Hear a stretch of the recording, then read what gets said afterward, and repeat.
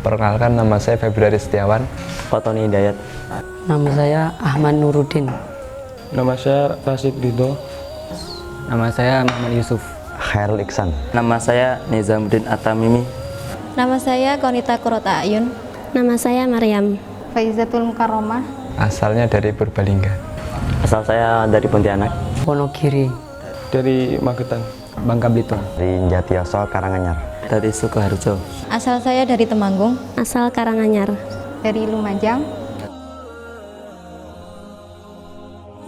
Alhamdulillah pencapaian terakhir sudah 21 juz. Alhamdulillah saya sudah menyetorkan 30 juz. Alhamdulillah sudah setor 24 juz. Alhamdulillah sudah menyetorkan 25 juz. Alhamdulillah terakhir setoran 25 juz. 9 juz, masuk juz 10. Saya terakhir 15. Sudah ujian 23 juz. Alhamdulillah sekarang sudah selesai 29 juz. Alhamdulillah 12 juz. Untuk menghafal, susahnya itu ketika fokus ya. Untuk fokus dalam menghafal itu terkadang susah. Karena kalau ada ayat-ayat yang susah ataupun kata-kata yang baru, itu kalau nggak fokus nanti agak lama dalam menghafal. Menjaga fokus kita dalam menghafal. Mendapatkan ayat-ayat yang pendek pada surat-surat atau juz-juz tertentu. Kurangnya pemahaman tentang bahasa Arab. Saat menghafal Al-Quran itu, kalau saya sendiri istiqomah dalam murojaah ataupun dalam menghafal. Menemukan kata-kata yang asing. Kefokusan. Soalnya kalau fokus ada bunyi sedikit bisa terganggu fokusnya. Mendapatkan ayat-ayat yang mutasyabihat yang sulit dibedakan dengan ayat yang lain. Kurang fokus, tiba-tiba hilang fokus gitu. Kurang fokus. Kalau murojaah sendiri, problemnya biasanya dalam membagi waktunya. Terkadang ada aktivitas satu ataupun dua yang membuat jadwal murojaahnya terganggu. Kalau dalam murojaah itu dalam membagi waktu, terutama ketika kita sambil menghafal dan kita sambil mengumpulkan hafalan dan murojaah hafalan yang lama. Sulit untuk selalu istiqomah dalam fokus. Kadang ketika murojaah tiba-tiba pikirannya kemana-mana. Problem murojaahnya terkadang kurang fokus. Membagi antara waktu untuk murojaah dan juga waktu untuk mencari hafalan baru. Suka lupa, kan banyak ayat yang sama. Antara ayat ini sama ayat ini. Antara membagi waktu antara ziyadah dan murojaah. Kurang fokus.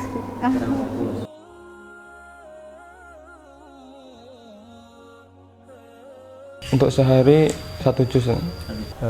Satu hari 1 juz. 1 juz. Alhamdulillah kalau target saya, kalau saya sendiri insya Allah 2. 1 juz. 1 juz. 1 juz dalam 1 hari.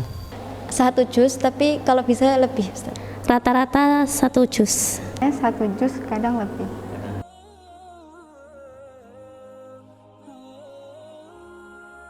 Alhamdulillah rutin. Kalau di hari-hari aktif biasanya rutin. Tapi kalau hari-hari libur biasanya tetap sholati, tapi tidak sampai 1 juz. Alhamdulillah rutin.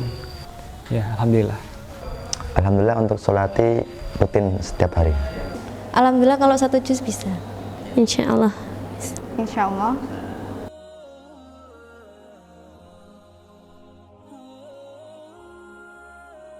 Ketika tahajud kita bisa sholati 2 lembar. Qobliyah subuh 1 lembar ketiga. Lembar keempat ketika sholat duha. Lalu lembar kelima ketika qobliyah sholat duhur. Lembar ke-6 ketika ba'diyah sholat duhur. Lembar ke-7 ketika sholat qobliyah asar. Lalu lembar ke-8 ketika sholat qobliyah maghrib. Dan lembar ke-9 yaitu ketika sholat ba'diyah maghrib. Lembar ke-10 ketika sholat qobliyah isya. Pertama tahajud, kalau saya sendiri insya Allah bisa selesai 8 lembar. Kalau subuh 1 halaman dan 1 juznya itu selesai dalam duha. Mulai lagi duhur paling bisa setengah qobliyah sama ba'diyah. Terus asar biasanya targetnya 2 lembar. Dan 3-nya itu qobliyah sama ba'diyah maghrib. Tahajud biasanya saya alhamdulillah 5 lembar. Kemudian qobliyah subuh itu 1 halaman. jadinya 5,5 lembar. Kemudian qobliyah duhur satu halaman jadinya 6 lembar. Kemudian ba'diyah duhur itu 1 lembar jadinya 7 lembar. Kemudian ba'diyah maghrib 1 lembar 8 lembar. Isya 1 lembar qobliyah isya dan 1 lembar ba'diyah isya jadinya 10 lembar. Selesai di sholat isya.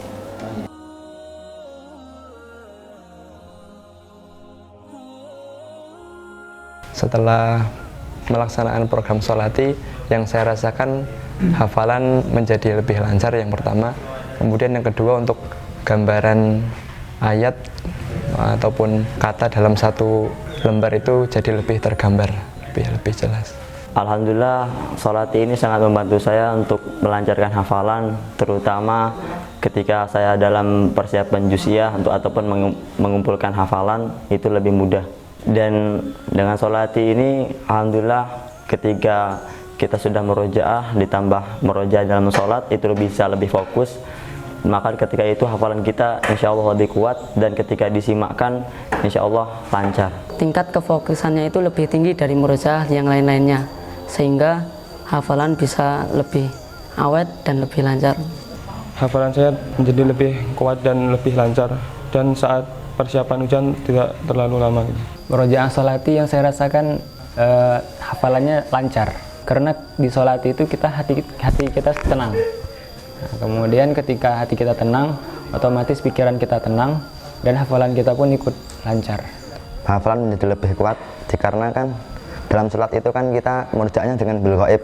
Jadi kita dipaksa untuk berpikir ketika kita mungkin ada yang salah, ketika kita mau ujian 1 juz ataupun ujian kelipatan itu, jadi waktunya itu tidak lama-lama sekali, tidak. Hafalannya ya semakin lancar, semakin mantap dalam hati, soalnya kontaknya langsung sama Allah.